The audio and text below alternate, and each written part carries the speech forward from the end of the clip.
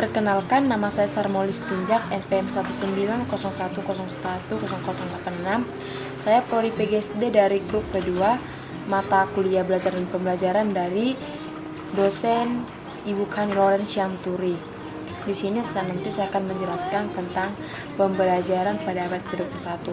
Yang pertama nanti saya akan menjelaskan 5 ciri utama yang menjadi pembelajaran ke-21. Yang kedua nanti model pembelajaran yang digunakan yang cocok pada perkembangan abad 21. Saya nanti akan menguraikannya 3 model.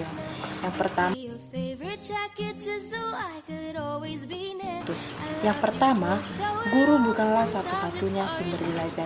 Dikatakan guru bukan sumber satu-satunya belajar berarti siswa dapat melakukan pembelajaran dari banyak sumber, baik itu dari buku, majalah, koran, dan media sosial lainnya, misalkan dari internet. Yang kedua, belajar tidak harus di kelas. Sesuatu yang rumit akan lebih sederhana dan mudah karena bentuk fisik yang digantikan digital.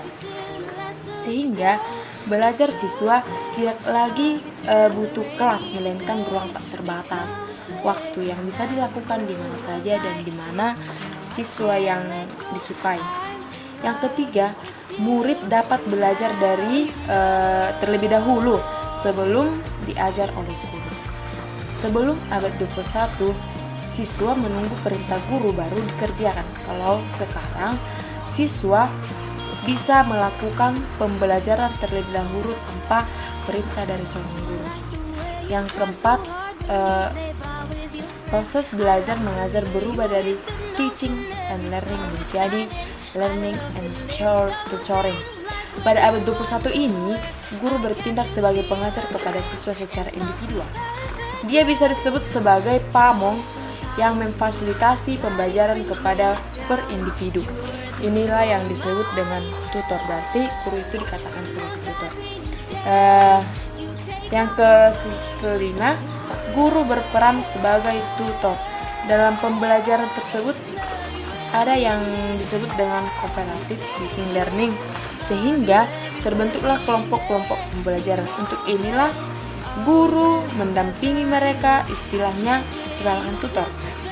Mendampingi siswa, memfasilitasi siswa, dan guru menguatkan pembelajaran pada siswa. Yang kedua, model pembelajaran yang cocok pada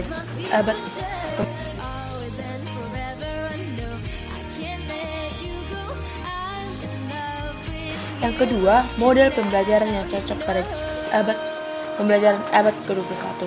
Yang pertama itu model pembelajaran discovery learning, di mana dalam model ini kita diajak untuk memahami konsep, arti, dan hubungan melalui suatu proses hingga sampai dalam kesimpulan sesuai dengan ciri utama nomor 5, di mana guru berperan sebagai tutor.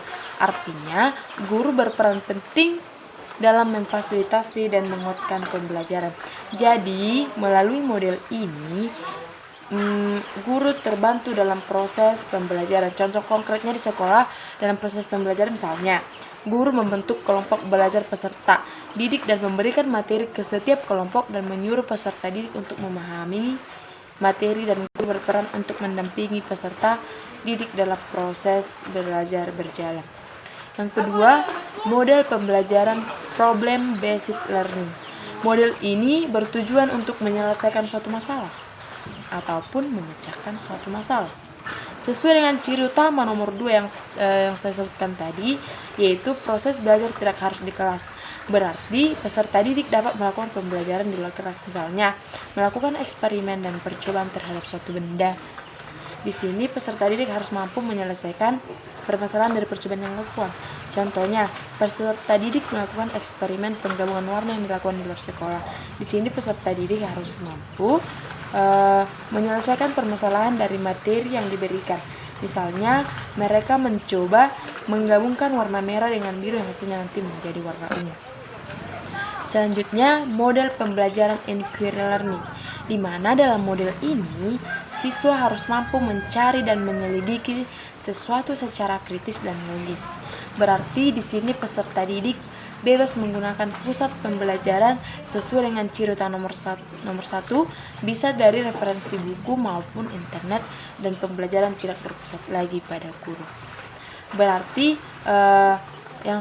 kesimpulan yang saya dapat dari pembelajaran materi ini, dalam era pada abad 21 ini, proses pembelajaran itu bertujuan untuk memecahkan suatu permasalahan yang terjadi dalam sebuah pembelajaran yang berproses baik antara guru maupun peserta didik. Sekian hasil dari penjelasan saya. Saya ucapkan banyak terima kasih.